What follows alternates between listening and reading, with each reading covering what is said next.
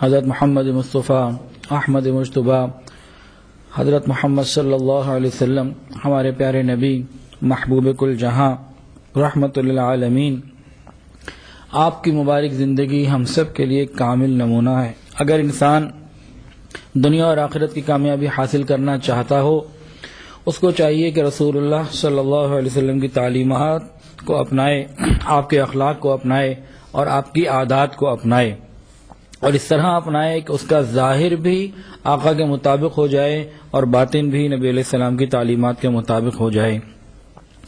حضور پاک صلی اللہ علیہ وسلم کی زندگی ہر لحاظ سے کامل اور اکمل زندگی ہے۔ سیرت کے عنوان پر امت کے علماء نے بہت کام کیا، 1400 سال سے ہو رہا ہے اور قیامت تک ہوتا رہے گا۔ ایک ایسا سمندر ہے کہ جس کا کنارہ کوئی نہیں۔ میرا قائد ہے وہ زندگی پیغام تھا جس کا، محمد نام تھا جس کا، محبت کام تھا جس کا، وہ رفتہ رفتہ جس نے قوم کو منزل عطا کر دی، کلی آغاز تھا جس کا، چمن انجام تھا جس کا۔ جب ہم تاریخ عالم پر نظر ڈالتے ہیں تو پتہ چلتا ہے کہ دنیا کے اندر جتنے بھی مشاہیر آئے، کوئی فاتح آیا، کوئی سائنسدان بنا، کسی نے چیزوں کو ایجاد کیا، زندگی میں بڑے بڑے کام کیے، لیکن ان تمام کی زندگیوں میں ایک بات کامن ملتی ہے کہ انہوں نے خود اقرار کیا یا بعد والوں نے کہا کہ اگر اس کو اور زندگی مل جاتی تو یہ اور کام کر پاتا، یعنی ادھوری زندگیاں، حسرتیں لے کے قبر میں چلے گئے۔ مثال کے طور پر نیوٹن نے لاز آف نیوٹن پر اس قدر ٹھوس کام کیا کہ سائنس کی دنیا میں اس کی بہت عرصے تک اس کی وجہ سے عزت ہوتی رہی، لیکن پھر بھی لوگوں نے کہا کہ اگر نیوٹن کو کچھ اور مہلت مل جاتی تو اور آگے چلتا۔ اور آئنسٹائن، اس کی تو یورپ میں لوگ اس طرح عزت کرتے ہیں سائنس کی دنیا میں جس طرح کوئی دین کی دنیا میں، مذہب کی لائن میں انبیاء کی کرتا ہے، نبی کی کرتا ہے۔ اس نے بھی تھیوری پیش کی کہ جس کی وجہ سے آج انسان چاند پہ قدم رکھ رہا ہے۔ اس کے بارے میں بھی یہی کہا گیا کہ اس کو اور اگر وقت ملتا تو مزید بھی راز کھولتا۔ سمرقند کے اندر ایک مزار ہے بادشاہ کا نام ہے تیمور لنگ۔ وہاں لکھا ہوا ہے فاتح عالم، تو اس نے اپنے زمانے میں بہت سی جگہوں کو فتح کیا، فلاں ملک فتح کیے، لیکن اس کے مرنے کے بعد یہی کہا گیا کہ اگر اس کو اور موقع مل جاتا تو اور بھی دنیا کے علاقے فتح کر لیتا۔ شیکسپیئر، اس نے اپنی زبان میں کتابیں لکھی اور بہت کچھ لکھا، اپنی زبان کے حساب سے اس نے لکھا، لیکن اس کے بعد بھی یہ کہا گیا مرنے کے کہ دیکھو اگر اس کو اور زندگی مل جاتی تو یہ اور کام کرتا۔ کیا مطلب؟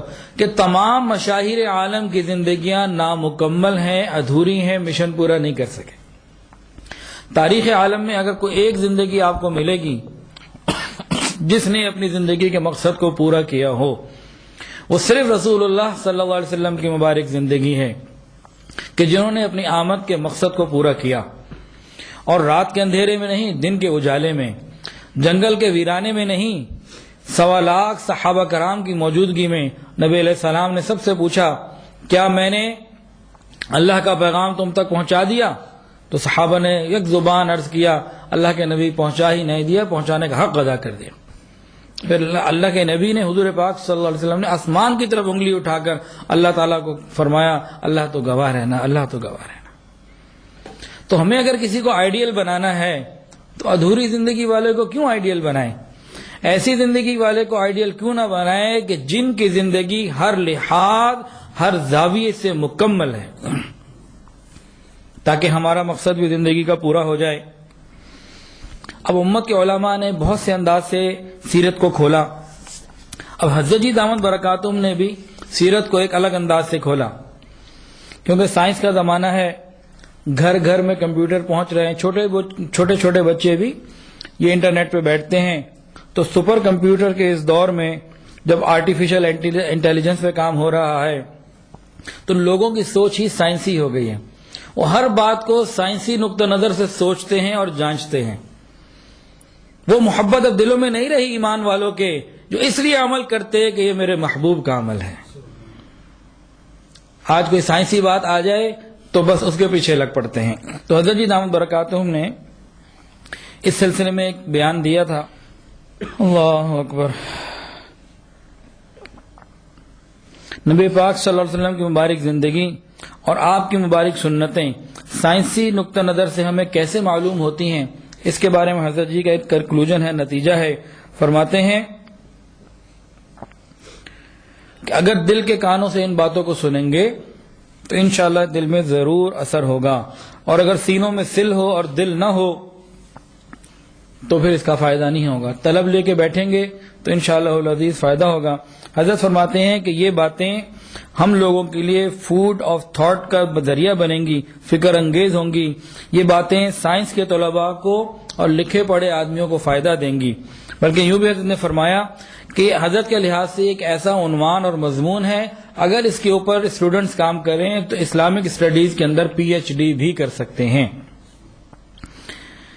پھر حضرت جی نے لکھا کہ نبی پاک صلی اللہ علیہ وسلم کی مبارک سنتوں کے بارے میں 2 فیز ہیں.